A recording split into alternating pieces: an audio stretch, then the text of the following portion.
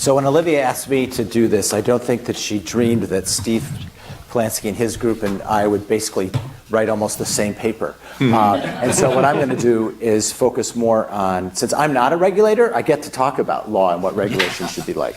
So I want to sort of breeze through some of the material that's in the paper. And I would say that the main thing that's in our paper for people who want to look at it is some fancier Eldar Shafir type explanations of why it is people are really bad at making decumulation decisions, and some explanations about why robo-advisors might be good at helping people deal with some of those problems. But what I really want to do, spend time on, is just a little bit. We're prepared to name a little more names than the FINRA folks are, and I'll sort of focus a little more on the tools. So these are tools that are out there in the market. I mean, the first one is maybe a kind of obvious one. There's the investment allocation glide path, the target date fund thing. There are annuitization decision support tools. They're not widely available or widely used. There's Social Security decision support tools. There's Medicare plan decision support tools. There's the Medicare.gov has a very simple calculator type one, but there's more sophisticated ones that do take a longer term approach, like Mr. Wachowski suggested. And then there are plans that there are spend down decision supports. United Income has something that I like. They call the retirement paycheck.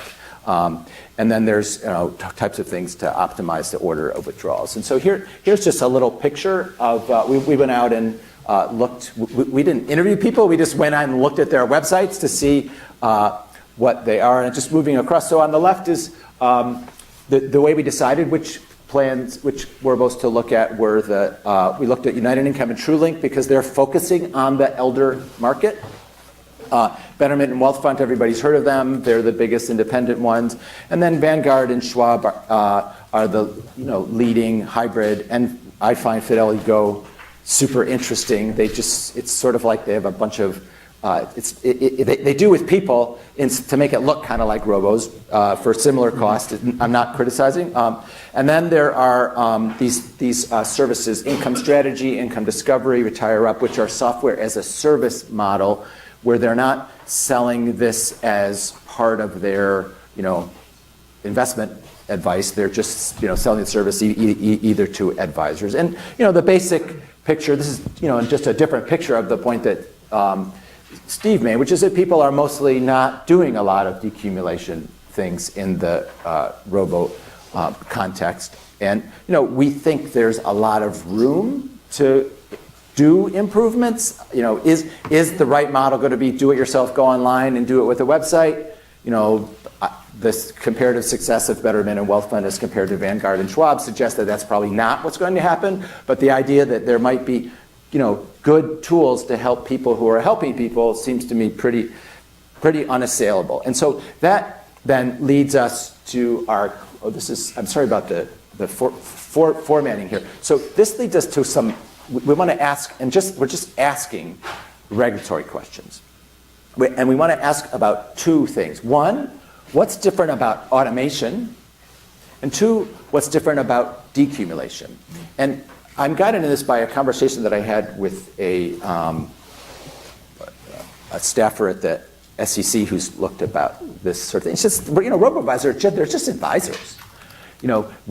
What's different about them? And and the SEC and I would say FINRA are sort of gradually coming to that view that they're just advisors, or they're either they're broker dealers or they're investment advisors. We've got our rules, we deal with them, and so I want to what's different about automation and what's different about decumulation. And so this is our kind of effort to put on two slides what's different and for things that might have some regulatory consequences. All right, one is, in theory, there's greater transparency to regulators. And I want to say in theory because an SEC commissioner who's named nameless to me said to me, yeah, that's in theory because we have no way of understanding what's in them.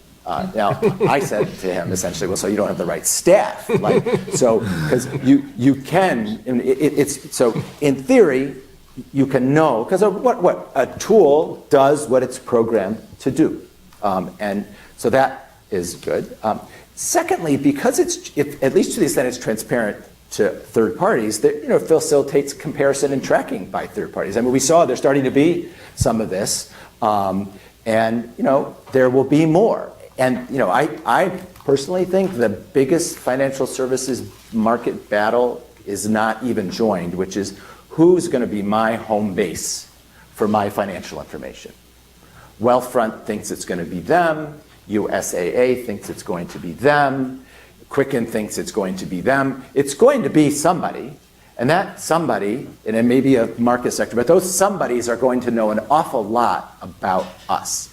And one of the things they're going to know about is if we're using robo-advisors, how those robo-advisors are going to do. So I think there's going to be, and then what's also really hugely different about it is the high fixed cost, rapidly declining market share. And there's a really great paper, it's not published yet, but it presented to the Federal Reserve by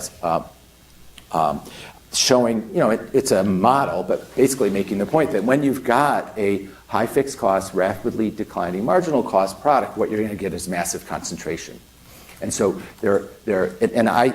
so that leads to our traditional antitrust type concerns. How much of the market do we want one or two or three firms to have? And then there's one of my favorite books that I urge everyone to read called Weapons of Math Destruction, which is the idea that once you've got everybody operating on the same model, what do we know? Models are wrong some way, and when everyone's working on the same model, there's going to be a problem. So that's a concern. And so we have some preliminary ideas about what should we be doing to promote what should be our regulatory strategy in light of these differences. And one is we think we have to promote competition. If there's a concern about massive concentration, we need to promote competition. One, through open banking laws that allow the betterments, the United Incomes, the little guys to get the information they need. We'd like there to be performance competitions, and we think regulators need to keep an eye on market share.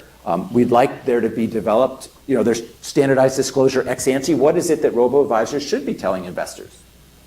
That's something that the regulators have all the authority in the world now to decide about. What we think there ought to be, that I don't think there is now, is something like a black box for robo-advisors. And by black box, I mean airline black box, like some way of recording what it is that the decision was made. And that means not, and the problem, since the algorithms are not always changing, but because algorithms change over time, part of what would have to be recorded would be the tool that generated the outcome. And the point here I'm making there is that just like there's enormous returns to scale from automation, there should be enormous returns to scale from regulation that is directed at making sure that automation is doing what it's supposed to do.